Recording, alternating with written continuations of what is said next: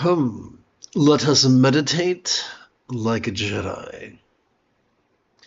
This evening, let's explore the meditation classic composed by the great Buddhist reformer Vajra, titled The Great Potentiality. This evening's lesson is the second of 5 passages.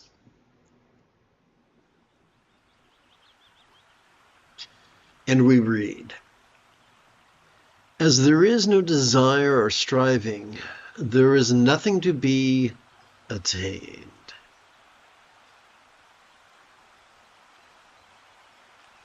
The state of reality itself is spontaneously self-perfected and free from activity.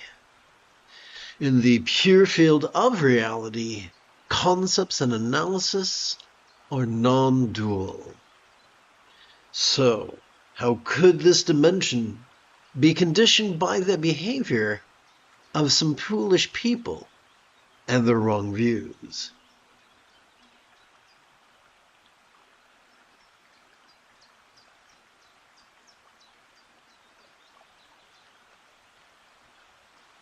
There's a lot to take apart here.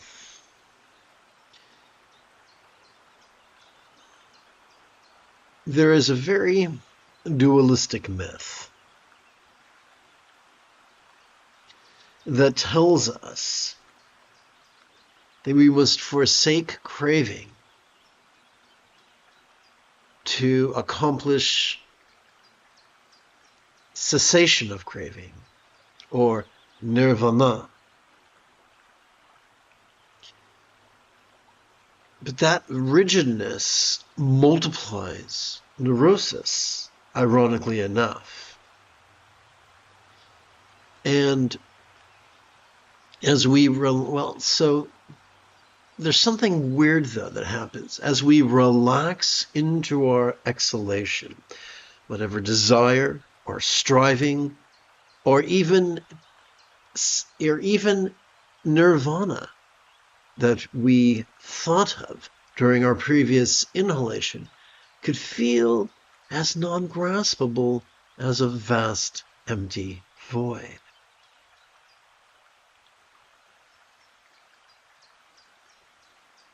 So this emptiness is figurative. It's fleeting. It only lasts for a moment or two, but it can interrupt the pattern, interrupt the assumptions that drive the neurosis, that suck the joy out of our lives like Dracula's date. The message in this first couplet is reminiscent of the fourth enlightenment factor, which is joy. If we traverse the path in a way that makes us miserable, it's not going to benefit us. The journey is the path. The way we notice, the way we meditate, is the way we live. And if we do so rigidly and miserably, we'll have a terrible life. There's so many things out of our control. But our ability to handle them lies in our enthusiasm to notice as we breathe in and relax as we breathe out. Due to a rather beneficial quirk of evolution, we are already evolved to do those things spontaneously, naturally, effortlessly.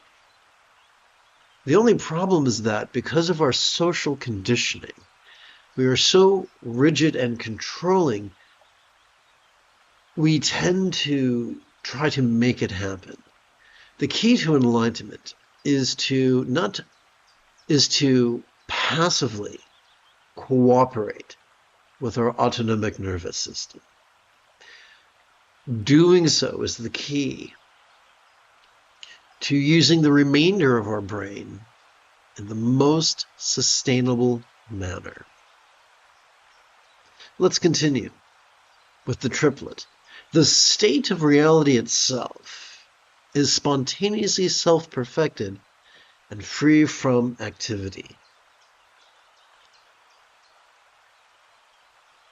A popular Dzogchen teacher confided that he absolutely loves the Taoist source text known as the Tao Te Ching, or the beneficial way of the Tao.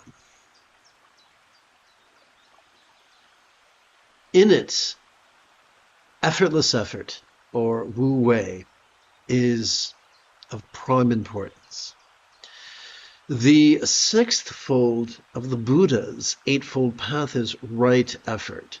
Those who are rigid would say that the right effort is stoicism, whereas those who are flexible would say the right effort is the effortless effort that flows spontaneously from our practice of mindfulness and meditation. When we feel, so as we breathe in, we are wired to notice vulnerably, passively, viscerally, and randomly all manner of phenomena. We are wired to perceive sights, sounds, sensations, flavors, scents, and the like, including the full spectrum of human emotions, intentions, thoughts, memories, and imaginings. Some of those are external, others are internal. Some are pleasurable, others are painful. Some are interesting, others are boring. Some are glorious. I feel like I'm missing one. Let's see. External and internal, physical and mental, pleasurable and painful, interesting and boring. Oh yes, glorious and grotesque. When we try to pick and choose and push and pull, we are indulging our tendencies to be controlling, which is the short path to great misery. So how can we practice non-duality when some things are pleasurable, others are painful, some are interesting, some are boring? Simple. Non-duality here is a play on words. Clearly, there's a difference between hot and cold, pain and pleasure, interesting and boring, but we have the same approach. Whatever we know, whatever we experience, we notice as we breathe in, we relax as we breathe out, and we're able to weather the slings and arrows of outrageous fortune. So that's all we got to do. We don't need to visualize. We don't need to contemplate. We don't need to concentrate. We don't need to moralize. We don't need to manipulate ourselves. We don't need to seek leverage. If we just cooperate with our body's natural tendencies to notice, relax in harmony with our respective inhalations and exhalations, then we are self-perfected. We are self-completed. We are able to automatically process whatever befalls us. Emotions neither exonerate nor indict us. They simply are. As we relax into our exhalation, whatever rage or joy we might have noticed during our previous inhalation melts into the simplicity of just another emotion.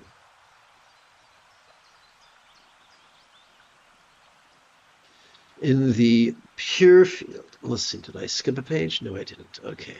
In the pure field of reality, concepts and analysis are non-dual.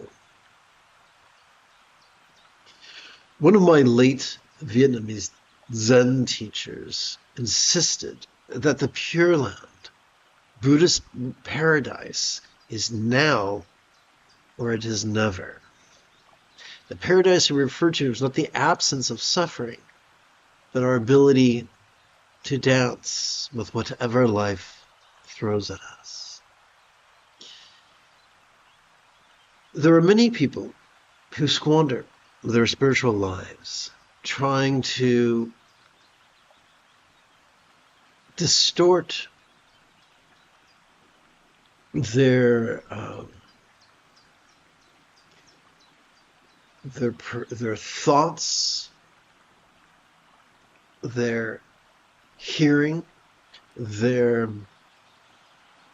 sensations, and their sights, and try to live in a pretend world. Try to actively visualize the sights of a paradise, the sensations of pleasure, the sounds of mantra, and thoughts of voidness. But that is a contrivance. And we are free to be honest with ourselves. When we like something, when we don't like something, when we understand something, when we don't understand something, when we benefit from something, when we are harmed by suffering, to be honest with ourselves and others. It is safe to do that. Now, yes, there are some people who are clinical shitheads. They suffer from neural fecal dysplasia, and they will scold us for being honest. And by doing so, they've done us the very real service of letting us know what they really are and how non-beneficial they are for us. And if they're not buying what we're selling, if they're not hungry for what we're cooking, we don't have to include them in our lives. We can walk away. It's not our job to... Having led a horse to water, we cannot force the horse to drink. If there's someone in our life who's chronically cranky and determined to misunderstand everything we do and say, it's okay to walk away from them. Let them walk their own path. When we read the Dhammapada, we come across a passage that reminds us that it is better to walk the path alone than in the company of a fool.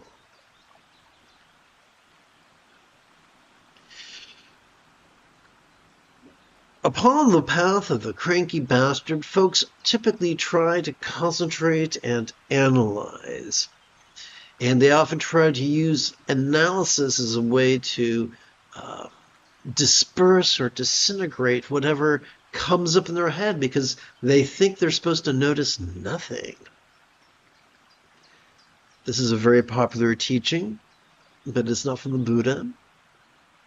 And the irony is that as we relax into our exhalation, whatever concepts or analysis thereof we might have noticed during our previous in-breath, both feel as non-graspable as the infinite azure sky on a bright and beautiful cloudless morn, which, although can be tantalizing to the eye, is non-graspable to the hand. So how could this dimension be conditioned by the behavior of foolish people and their wrong views? Spoiler alert. Each of us plays the fool, just like the song by the special edition that came out in the early 70s. Everybody plays the fool. So yes, forgive me for singing. Everybody plays the fool. Everybody's wrong about something. Everybody's wrong about many things, often. As a little boy, one time I thought I was going to fart, and instead I shit my pants. This was like in second grade. It was a big deal. We are all boneheads. We all make mistakes.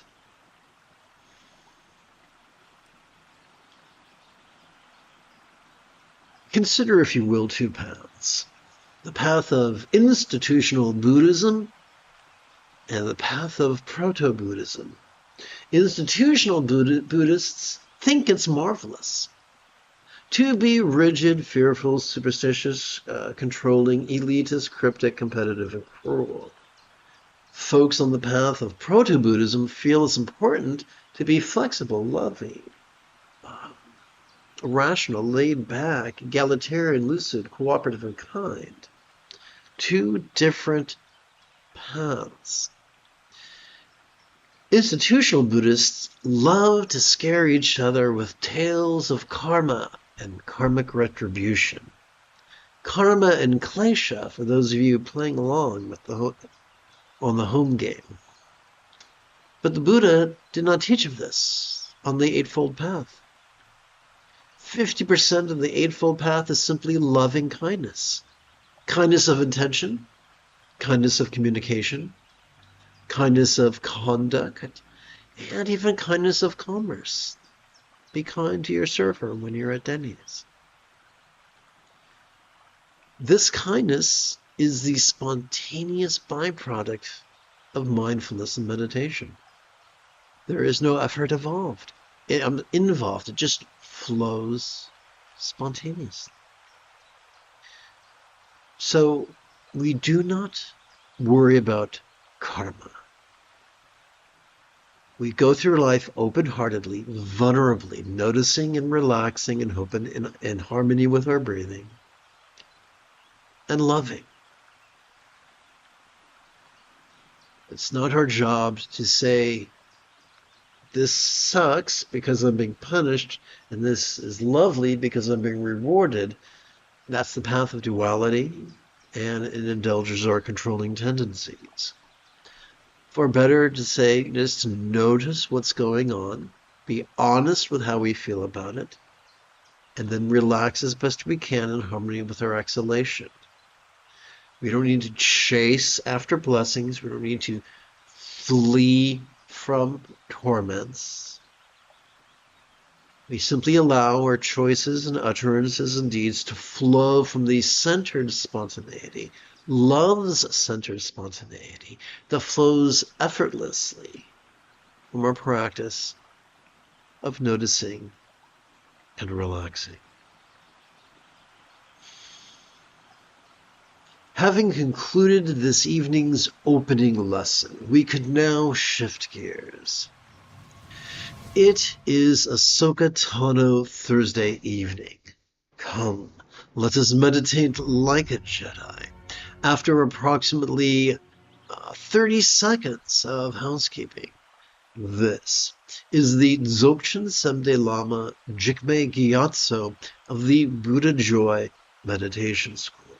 For more than 30 years, I have harnessed my autistic special interests as well as my ADHD hyperfocus to spend about 8 hours a day, almost every day, studying, practicing, mastering, and reverse engineering teachings and techniques of each school of meditation so that I can become your personal, nerdy, neurodivergent guide to nirvana.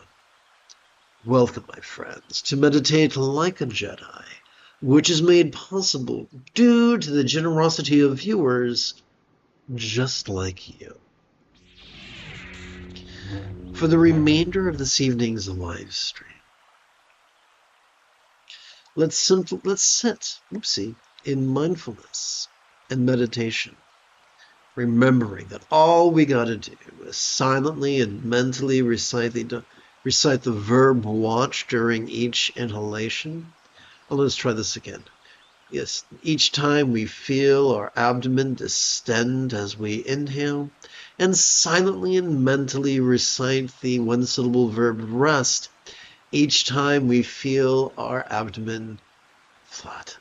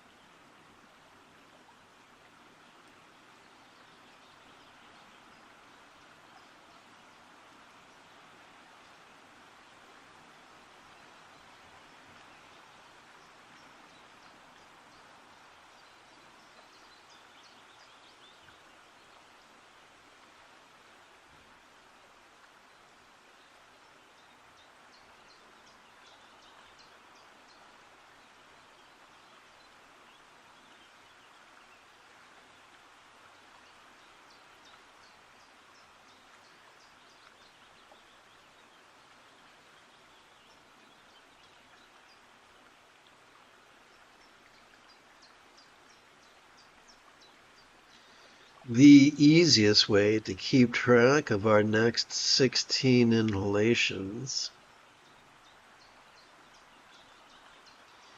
is to touch the tip of our right thumb to each finger's lower set of creases, middle set of creases, upper set of creases, and tip.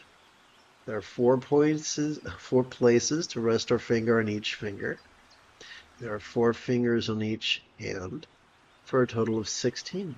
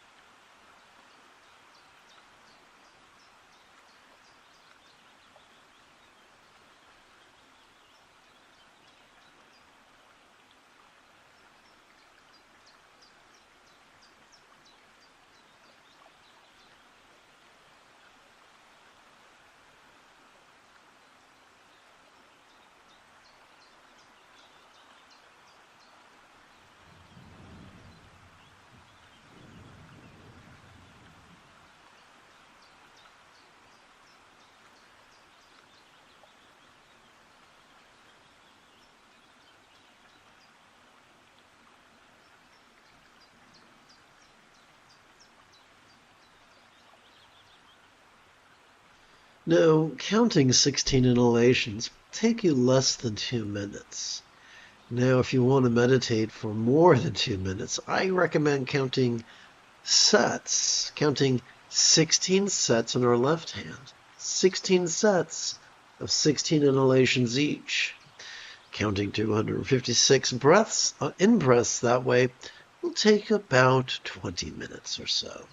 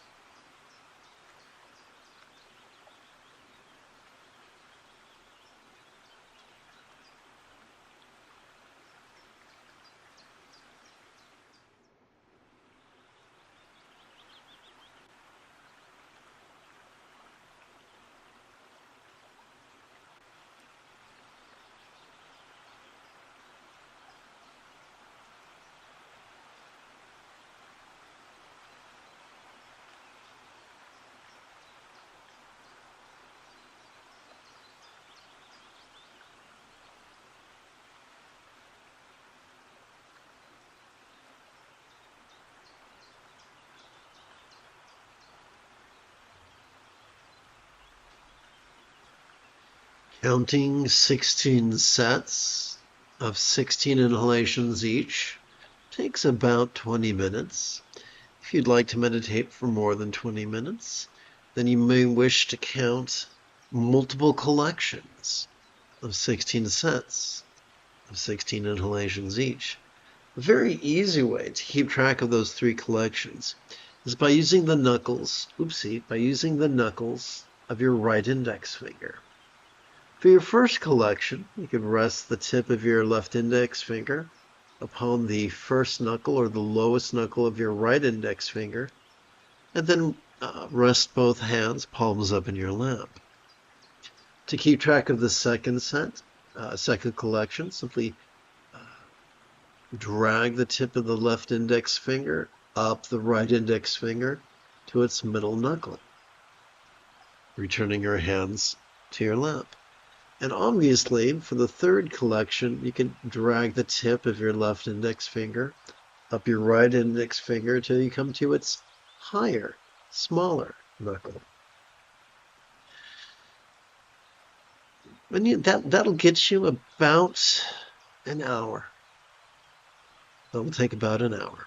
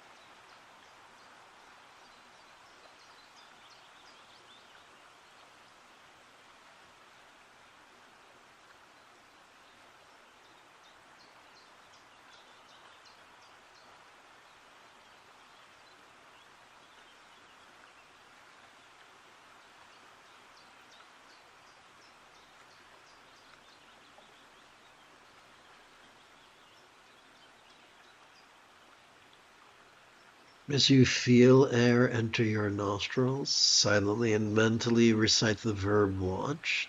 As you feel air exit your nostrils, silently and mentally recite the verb rest.